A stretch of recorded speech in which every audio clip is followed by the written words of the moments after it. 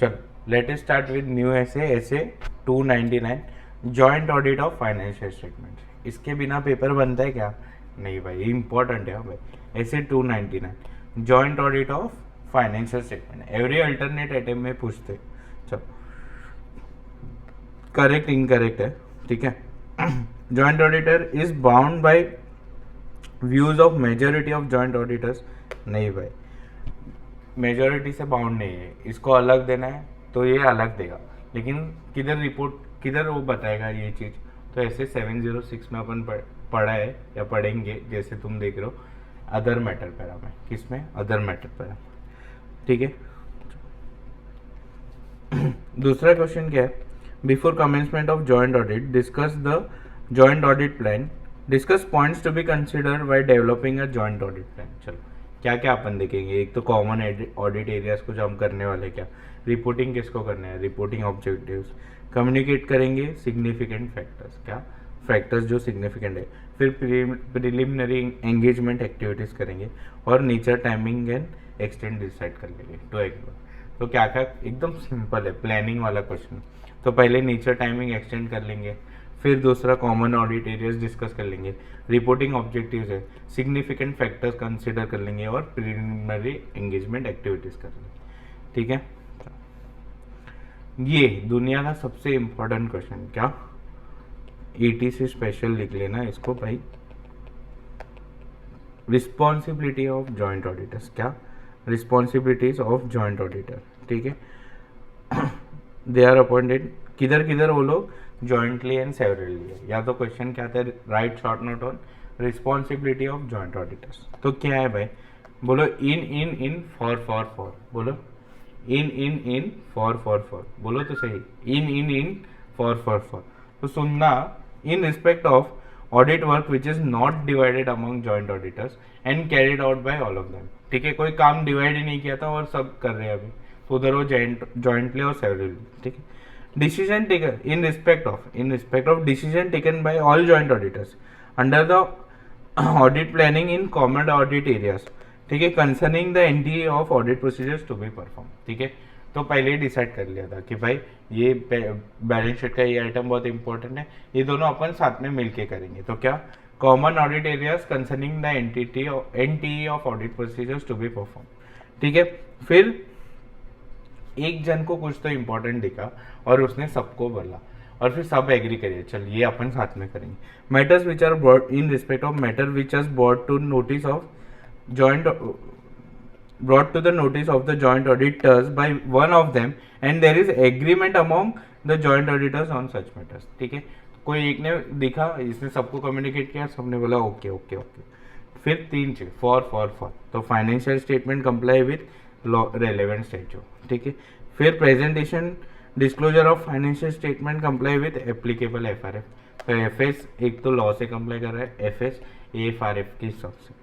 और लास्ट में क्या है, ऑडिट रिपोर्ट कंप्लाई करना है किससे, स्टैच्यू से तो करेगा, लेकिन ऐसे के हिसाब से भी ऑडिट रिपोर्ट होना चाहिए। और प्रोनाउंसमेंट का बुक रहता है ना जो तुम रद्दी में डालते हो, वो and other relevant pronouncement issued by IC. तो क्या, for financial statement comply with statue, financial statement prepared by FRF, audit report comply with relevant statute, फिर ऐसे एंड प्रोनाउंसमेंट बाय ऐसे।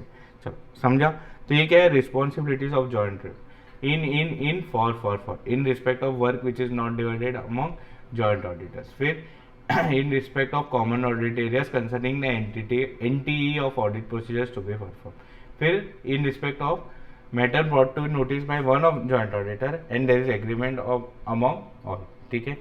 फिर for financial statement comply with the relevant statute, for financial statement prepared as per AFRS, और फिर audit report complies with relevant statute, फिर SAs and pronouncement by ICA. By रट्टा है रट्टा। चलो क्या क्या, चलो वापस अभी तुम लोग भी बोलेंगे, ठीक है।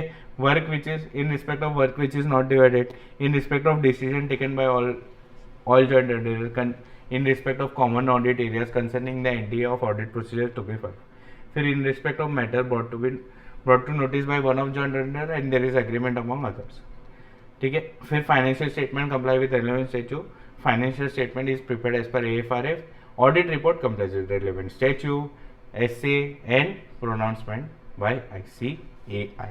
चलो इधर ऐसे खत्म हो जाता है, लेकिन मेरे को एडवांटेजेस ऑफ जॉइंट ऑडिट और डिसएडवांटेजेस पता नहीं, ऐसा बवाल LDR लग रहा है। क्या लग रहा है? LDR। ठीक है, बहुत दिन से पूछा नहीं है। मेरे को 2-3 पॉइंट बताने का है जो रेलेवेंट है। एक तो joint auditor common audit report, मतलब ऑडिट रिपोर्ट कॉमन इशू करते हैं। ठीक है, अभी समझ बाउंड बाय मेजोरिटी है क्या? नहीं। क्या बाउंड बाय मेजोरिटी है? नहीं। एक अभी समझो, एक बोल रहे मेरा ओपिनियन एडवर्स है, दो लोग बोल रहे मेरा क्वालिफाइड है। ठीक है, तो ये लोग अपना अपना ओपिनियन देंगे, अपना अपना रिपोर्ट देंगे, लेकिन और अपने अपने ऑडिट रिपोर्ट में किधर मेंशन करेंगे पता है? अदर मैटर पैराग्राफ में रेफर करेंगे कि भाई ये लोग ये बोल रहे हैं, और सामने वाला भी क्रॉस रेफरेंस करेगा कि इसका ओपिनियन अलग है। इतना समझा? ठीक है, समझा? तो बाउंड बाय मेजोरिटी है क्या? नहीं। ठीक है, और अपना अपना ऑडिट रिपोर्ट दे सकते हैं और अदर मैटर पैराग्राफ में अपने को बताना है। समझा तुमको? एक केस लॉस ऐसा क्वेश्चन आता है, ये दो लोग अलग है, ये दे रहे ओपिनियन, फिर ऐसे 299 आया, तो मैंने जो अभी इतना बोला वो और रिस्पॉन्सिबिलिटीज पूरा लिख के आया।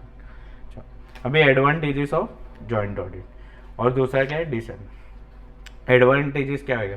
मस्त शेयरिंग ऑफ एक्सपर्टाइज मिलेगा। Advantages of mutual consultation, lower workload. क्या? Lower workload, lower staff development cost, a sense of healthy competition, फिर बेटर क्वालिटी ऑफ परफॉर्मेंस मिलेगा। वाह वाह। इम्प्रूव सर्विसेज टू क्लाइंट मिलेगा। Displacement of auditor of company in respect of MNCs, work can be spread using expertise of local firms which are in better position to deal with detailed work। ठीक है, अभी Deloitte और मैं, ठीक है, तो वो लोग, हम लोग जॉइंट ऑडिट कर रहे हैं, तो इधर का ही कोई कंपनीज है, मतलब बाजू वाला, मेरा बगल वाला, तो लोग मुझे हायर करेगा ना, क्योंकि मेरे को इधर का सब ज़्यादा पता है। ठीक है, अरे हाँ है ना। चलो, तो इसका कोड क्या है? साला BD। तो शेयरिंग ऑफ एक्सपर्टाइज, फिर एडवांटेजेस ऑफ म्यूचुअल कंसल्ट, फिर lower workload, lower staff cost, और फिर एक है L, फिर अ सेंस ऑफ हेल्थी कंपनीज, फिर B से बेटर परफॉर्मेंस मिलेगा, फिर I से इन रिस्पेक्ट ऑफ MNC, फिर D से डिस्प्लेसमेंट का पॉइंट याद आया तो ठीक है, और फिर इम्प्रूव सर्विसेज टू क्लाइंट। अरे हाँ है ना, एकदम वापस से रिपीट कर दो, ये भूलना नहीं है भाई। क्या क्या एडवांटेजेस होते? शेयरिंग ऑफ वर्क, ये वो, sharing of expertise, advantages of mutual consult, lower staff cost, lower workload, फिर better performance, improve service to client, फिर MNC वाला पॉइंट। ठीक है, तो sharing of expertise, advantages of mutual consultation, lower workload, lower staff development cost, lower cost to carry out work, better a sense of healthy competition, ये मैंने line में लिखा है, मतलब कोड में लिखा है, better quality of performance, improve services to client, displacement of auditor और इन रिस्पेक्ट ऑफ MNC। अभी डिसएडवांटेज क्या होगा भाई? फीस बीइंग शेयर्ड, ये हिस्सा ले रहा है अपने से, म्यूचुअल डिसएग्रीमेंट हो सकता है कि नहीं, फिर superiority complex of some auditor, ठीक है, ईगो प्रॉब्लम है ना, प्रॉब्लम ऑफ कोऑर्डिनेशन, फिर common audit areas being neglected, वो सोचेगा ये कर लेगा, ये सोचेगा वो कर लेगा, अरे हाँ है ना, फिर uncertainty about the liability of worker, भाई लायबल कौन है आखिर? ठीक है, तो डिसएडवांटेज, पहला डिसएडवांटेज क्या है इंपॉर्टेंट? फीस एक तो शेयर होता है, फिर म्यूचुअल डिसएग्रीमेंट, सुपेरिटी कॉम्प्लेक्स होता है, problem of coordination, superiority complex से याद आया प्रॉब्लम ऑफ कोऑर्डिनेशन, फिर कॉमन ऑडिट एरियाज और अनसर्टेनिटी ऑफ लायबिलिटी। तो क्या क्या है? फीस बीइंग शेयर, फिर म्यूचुअल डिसएग्रीमेंट, फिर याद आया सुपेरिटी कॉम्प्लेक्स, याद आया प्रॉब्लम ऑफ कोऑर्डिनेशन, फिर कॉमन ऑडिट एरियाज और लास्ट में अनसर्टेनिटी ऑफ लायबिलिटी। समझा तुमको? तो इधर अपना ऐसे 299 होता है, खत्म। चलो पढ़ते रहो, मजा करते रहो, पढ़ते रहो बस।